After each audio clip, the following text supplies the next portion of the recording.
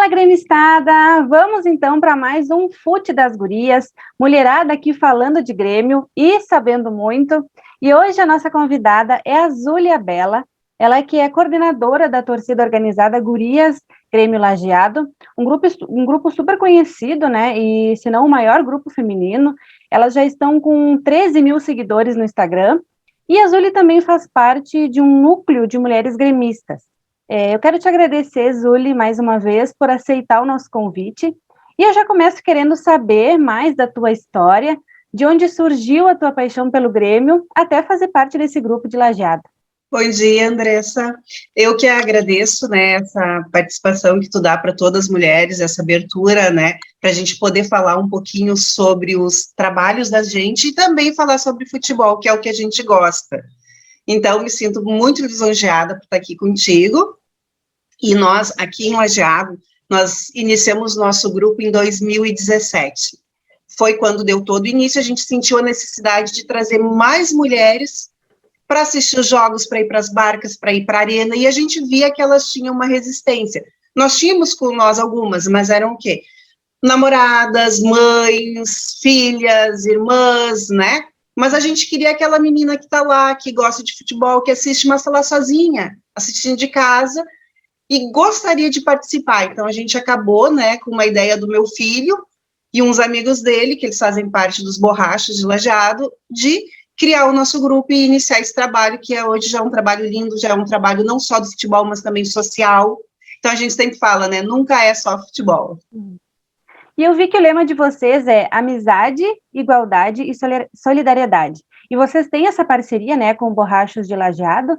Então, além de vocês irem para o Alento na Arena, juntar a mulherada para falar de futebol, assistir os jogos, vocês também têm esse projeto de ação social, né? Aí gostaria que tu falasse um pouquinho mais de quais ações que vocês fazem aí. A gente hoje até parou de contar, né, porque a gente já está ultrapassando o número de 100 ações, às vezes, no ano. A gente faz ações abertas, que a gente divulga na página, a gente faz ações de levar crianças até a arena, assistir jogos, crianças da PAI, da Defil. A gente também tem uma parceria com o Desejo Azul, que nos auxilia nesse trâmite, né, levamos os pais também. Além desse trabalho, a gente faz trabalhos aqui dentro da cidade, que seria para campanha de agasalho, recolher alimentos, festas para o Natal, Dia das Crianças. E após sempre esses trabalhos que a gente fez, que a gente posta, a gente sentiu uma necessidade de fazer alguns em off, em especiais, para algumas famílias. Esses a gente não divulga, mas as ADMs, estão sempre acompanhando e continuamos fazendo. Então, acredito que quando a gente iniciou, a gente sempre falava, né, os guris, né, eles são os Borrachos, são da geral, então trago, alento e amizade. E nós, a gente tem que ter o nosso diferencial também, né. Então, a gente começou pela amizade, porque o grupo inicial eram todas amigas. Nós iniciamos com 15, 20 meninas, hoje nós temos em torno de 480, são 2 grupos de WhatsApp, né, e a gente iniciou ali, mas amizade, mas a gente queria igualdade não só na questão racial, na questão social, mas igualdade para nós mulheres. A gente quer ser reconhecida, a gente quer ser ouvida, não com aquele rostinho bonito que está ali falando, ou enfeitando uma arena, uma arquibancada, sei lá, a gente quer ser ouvida como mulheres que entendem de futebol e que pode se equivaler lado a lado com qualquer carinha que para ali conversar ou falar. Que isso, é real. Só que antes a gente não tinha essa liberdade, né? Então, a igualdade e em cima disso. E a solidariedade pelas nossas ações sociais, que é o nosso carro-chefe hoje. Então, acho que a gente extrapolou um pouco até a proporção do que a gente fazia, porque a gente faz ações sociais também em Porto Alegre e outras cidades, pela essa união que a gente tem. E nessas ações sociais, o mais incrível é que a gente tem apoio até de meninas coloradas, que nos apoiam silenciosamente, então isso é bem legal. São 3 pilares que faz tudo valer a pena, né, a gente poder ajudar o próximo e poder dar voz às mulheres, né, que cada vez mais têm conquistado o seu espaço, né, ainda bem. E o Núcleo de Mulheres Gremistas nasceu em 2004, né, já são aí 18 anos, e quando nem tinha rede social para chamar a mulherada no Instagram, WhatsApp, né? Então, como que funcionava? Eram encontros presenciais? Como é que surgiu? Elas surgiram, eu entrei há pouco, né, eu fui convidada pela Rosa, que é presidente do IGT, e faz parte, né, que a gente chama ela de nossa mestra, porque ela que iniciou isso, e a Sandrinha, que hoje ela coordena, né, o Núcleo de Mulheres Gremistas, eu fui convidada por elas a participar, já faz 2 anos, mas para mim eu amei, porque elas são um exemplo, elas começaram lá no Olímpico, quando o Grêmio estava caindo, lá em 94, lá quando teve toda aquela luta, lá elas decidiram se unir para apoiar o clube, então lá elas estavam sempre, e continuam até hoje. Acredito que o Núcleo de Mulheres Gremistas é um exemplo dentro da arena, e elas são quem realmente iniciou esse trabalho de todas as mulheres. E é um trabalho de persistência, né? Porque imagina, são quase 20 anos, né? E que siga aí, vida longa ao Núcleo de Mulheres Gremistas. Bom, vamos falar então do nosso Grêmio, né? Que infelizmente vai disputar aí uma Série B. Primeiro, qual a tua expectativa? Tu acha que o Grêmio passa tranquilo, que tem chance de ser campeão? Porque a gente sabe que o Grêmio é gigante por tudo que já conquistou, mas a Série B é uma pedreira, né? É um campeonato difícil e tem que encarar que é uma outra realidade, né?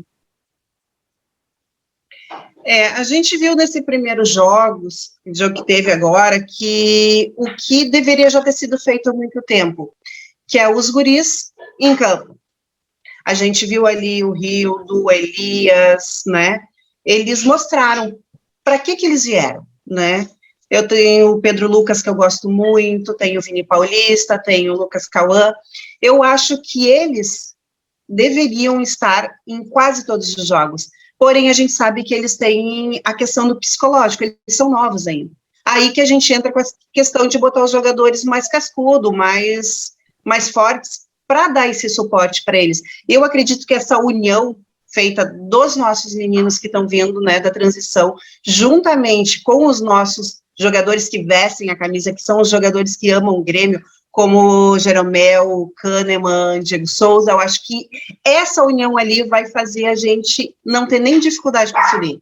Eu acho que é isso que eu tenho em mim, na minha idealização. Sim, e inclusive sobre essa reformulação de elenco, né, eu quero saber da tua opinião, assim, entre saídas, chegadas e permanências, né, a gente tem alguns protagonistas aí.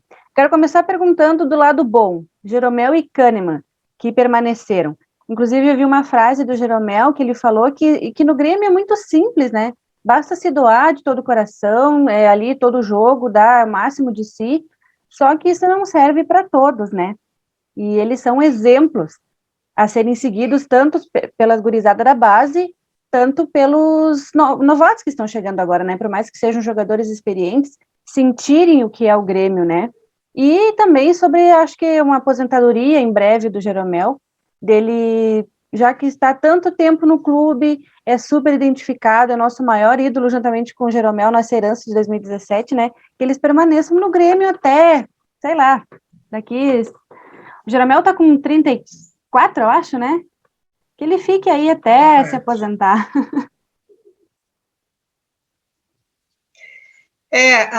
Eles são um exemplo. Eu acredito que o Jeromel é meu ídolo, né? A gente tem um apoio muito grande dele nas nossas ações sociais, que camisa, autógrafo, recebendo CT, a gente tem um contato muito bom com ele.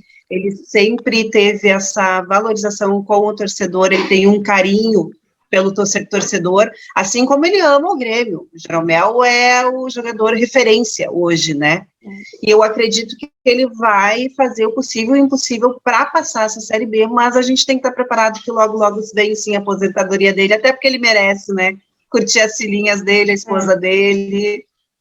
Acho e que o Diego logo Souza? Ele já vai estar. Assim, o Diego Souza, tu aprovou a permanência dele? Porque eu confesso que ele é uma incógnita para mim, sabe? Surgiu muitas coisas falando que ele poderia ser o cara que talvez tumultuasse um pouco o vestiário, né? Juntamente com o Rafinha. Depois a gente viu que o Rafinha também não era tanto o vilão dessa história, né? Do rebaixamento, enfim, da postura no campo até, né? Então eu quero que tu fale um pouquinho do Diego Souza, se tu aprovou essa permanência dele, o que tu acha dele? porque ele também sofre muitas críticas no campo, né, de que ele não se mexe muito na área, né, toda aquela questão, mas ele é goleador, isso é indiscutível, né. Isso que eu ia dizer, o Diego Souza, ele é o cara que todo mundo precisa em campo, porque ele pode estar acima do peso, ele pode estar com a cabeça em outro lugar, no momento exato ele cheira gol, a bola vai atrás dele, ele faz, ele resolve. Então a gente precisa de alguém assim. A gente ficou muito tempo dependendo do Everton depois de 2018, Sim. Aí a gente ficou naquela balança, sabe, acreditando que o Grêmio estava bem. Não, o Everton carregou 80% do Grêmio nas costas. Depois a gente jogou esse peso para o PP, né, que também não era um Everton, mas já era alguém melhorado. E o que aconteceu no passado? Que a gente não tinha ninguém. E ele foi um dos exemplos que ele se esforçou, fez gol, foi atrás, brigou. Eu acredito que, para mim, a permanência dele foi boa e ele vai trazer resultados. E o Douglas Costa? Uma novela mexicana aí no Grêmio que terminou, né, com a saída dele. Eu queria saber se tu aprova essa saída dele, porque, assim, são várias questões, né? Tem o campo e tem o extracampo. Acredito que tu concorde comigo que ele errou no extracampo, né, obviamente. Mas na questão do futebol, né, e também tem a questão do salário que envolve também, né? Tudo pesa, né? São vários pilares que envolvem essa situação. Mas, no geral, assim, levando em consideração... talvez, como é que eu posso dizer, com a torcida, agora me faltou a palavra, mas o envolvimento dele com a torcida, vamos dizer assim, sabe? O relacionamento, agora achei a palavra. O relacionamento dele com a torcida, a questão do salário e a questão do futebol mesmo. Levando tudo isso em conta, tu acha que foi uma boa ele ter saído ou ele poderia ter permanecido? Bom, eu tô com a camisa dele, né? Se tu vier atrás, tá o nome dele, tá o número 10, e o Douglas Costa, para mim, ele é um baita jogador, ele tem um potencial que... acredito que em campo não tem jogadores que tenham o potencial que ele tem, porém a gente sabe que ele veio para nós já lesionado, ele tinha 6 meses de recuperação, isso foi diminuído, foi botado ele para jogar antes. Ele é um cara que ele é um ídolo dentro e fora do Brasil, e eu acho que a saída dele foi um tanto quanto pesada, porque ele justificou que ele queria ficar. Então, a gente aqui, de fora, o torcedor, ele não sabe tudo que acontece lá dentro. E, às vezes, nem a imprensa não sabe direito, porque tudo é muito abafado. Então, eu acredito, não sei se isso é verdade ou não, que tenham pessoas que queriam a saída dele. Indiferente do salário, ou isso, aquilo, eu acho que foi uma perda num ponto, mas, por outro ponto, foi melhor. Então, eu tenho meu coração dividido na parte de analisar friamente e na parte de torcedora, porque, para mim, ele é um ídolo. E eu acho que a nossa direção falhou muito com muitos ídolos nossos, queimando situações, trazendo uma realidade que não é para tapar algo que nós não sabemos que seria a responsabilidade deles, né? Eu concordo muito contigo, assim, eu como torcedora, como coração, é óbvio que eu perdoo ele, errou ali no extracampo, né? Qualquer pessoa tá, né, disposta, assim, a reconhecer, né, e a mudar. E, assim, a sensação que eu tenho é que parece que chegaram, assim, com tudo pronto para mandar ele embora, sabe?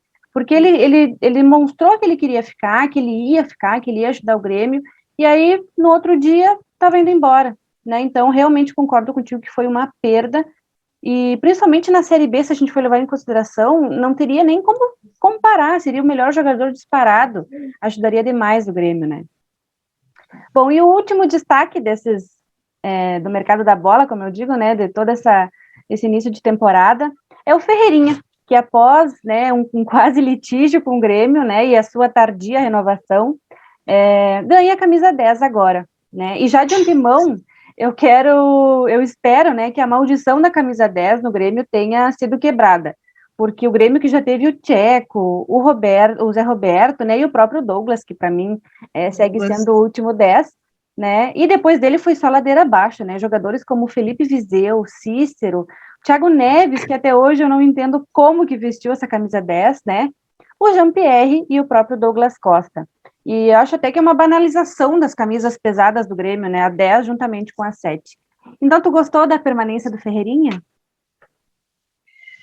Olha, o Ferreirinha para mim sempre foi uma incógnita. Eu vi ele jogar aqui no Lajadense, quando veio o grupo de transição no campeonato, né? E eu achei ele fantástico. Só que depois, quando ele estava com o plantel principal, tudo, para mim, o Ferreira é peladeiro. E peladeiro não se cria, não adianta. Ele é um bom jogador, mas ele é peladeiro. Ele não enxerga, ele não tem visão de jogo, ele baixa a cabeça. Por isso que ele nunca pôde se equivaler, que é o que eles queriam, né, ao Everton Cebolinha, nem ao PP, nunca. Pela essa questão dele, que ele não larga esse espírito dele. Então, eu acho que ele precisa muito evoluir. Exato. É aquela correria, daí ele chega na área, não levanta a cabeça e também não toca para ninguém, né? Isso aí. Não toca para ninguém, isso aí. E aí, o que acontece? Quando a gente precisa dele, a gente não tem ninguém.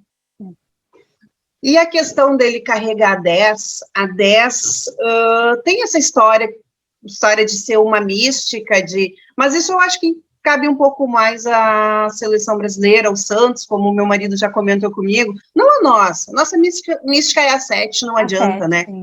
Nós temos isso próprio dentro de nós, que a 7 do Grêmio, essa é a mística. Mas eu espero que ele quebre que ele cale minha boca primeiro, né? E que ele quebre essa hegemonia que vem de azar desde o Gata Fernandes, né? Exato. Que ficou pouco tempo com ela, não fez nada, e aí nós fomos, bom... Até o Marinho chegou a usar a camisa 10 nos Jogos do Gauchão, né? E o Jean-Pierre, que infelizmente era a nossa promessa, era tudo, mas degringolou ali no meio, não sei, acho que faltou um pouco de personalidade, um pouco de apoio familiar, um pouco de tudo, porque ele é um menino, um menino que se perdeu, né, no meio de tudo isso. Ele mesmo, né, não se ajudou. Bom, e o Grêmio no Campeonato Gaúcho, né, apostando na gurizada, como tu já falou já de início, e isso é uma coisa que eu acho que grande parte da torcida queria, e nós já temos o Elias, que foi promovido, e acho que não deve parar por aí, né, nós temos o Rildo também, um destaque, e a gente estreou com vitória, e como eu disse, inclusive, no vídeo agora de sexta-feira passada, o Caxias não é um time cascudo, mas é um time experiente, e é isso que esses meninos vão começar a se deparar, né, a partir de agora, e vão ganhar muita bagagem também e confiança para quem sabe ajudar o Grêmio numa Série B. Eu, como disse, eu espero que eles entendam que a gente precisa desses meninos. Claro que a gente precisa dos cascudos, mas que eles botem eles para jogar, porque eles são um exemplo de garra, de força, e ali eles mostraram para que eles vieram. Não tem mais o porquê atrasar isso. Nós temos o hábito no Brasil de dizer, vamos pegar o jogador, mas ele está com 18, 19, 20 anos, vamos lapidar, correto. Só que nós temos jogadores com 22 anos ali. Quer lapidar o quê? Ou eles estouram agora, ou já era a carreira deles. Não tem, não adianta. Aí nós vamos um pouco mais longe, Europa, Champions League. Tem guri de 18 anos jogando, eles não querem lapidar ninguém, eles botam eles para o embate, deu. Então, tem que entender que quem tem futebol, se tu conseguir o clube dar o suporte psicológico para eles, não tem erro, dá certo, e o Grêmio é melhor que o antigo lesionado. Exato. E o Grêmio, ele tem uma cultura assim, bom, o Grêmio é uma das melhores bases, né, do Brasil, acho que só perde para o Santos atualmente. E assim, tem duas coisas que o Grêmio fazia muito errado, ou pegava, por exemplo, um menino de 18 anos e lapidava até os 22, 23 anos, ou vendia eles muito novinhos, porque lá na Europa, como tu falou, eles iriam ser utilizados, né? E agora eu espero que o Mancini se dê conta disso, porque eu até citei isso também em outras conversas, de que esses meninos foram sempre adiados, né, as efetivações deles, mas daqui a pouco não quiseram queimar eles e colocar o peso neles de salvar o Grêmio do rebaixamento, vamos dizer assim. Mas agora, início de temporada, o Mancini está pegando o time reformulado desde o início, mesclar o pessoal que está vindo com os que já estão na casa há mais tempo, e os guris da base tem tudo para dar certo, né? Tomara que a comissão técnica e a direção não sejam empecilhos para isso. Porque está complicada a nossa direção, né? Não está fácil. São decisões erradas desde 2018. Nós não caímos para a Série B por acaso. Nós tivemos uma sequência de erros absurdos desde 2018, visíveis, Exato. que todo mundo falava, todo mundo comentava, a imprensa toda falando, e a direção se mantinha, não, nós sabemos o que nós estamos fazendo. E tá estavam aí, totalmente perdidos, né? Totalmente. Bom, Zuli, muito legal o nosso bate-papo, falar de Grêmio é sempre muito bom. Te agradeço mais uma vez por aceitar o convite da Esperoto TV, e já quero deixar o convite, então, para vocês assistirem aos quadros aqui do Fute das Gurias, porque tem muita mulherada aí falando muito de futebol. Também tem os quadros Sextou comigo, toda sexta-feira, tem os quadros do Chico Gremista falando sobre a base, que agora está super em alta, né? E também tem os comentários do Cosme e as lives do Esperoto. Nos acompanhe aqui no canal. Obrigada, Zuli, vou deixar tu te despedir. Eu que agradeço, tá, Andressa? Obrigada por dar esse espaço para as mulheres.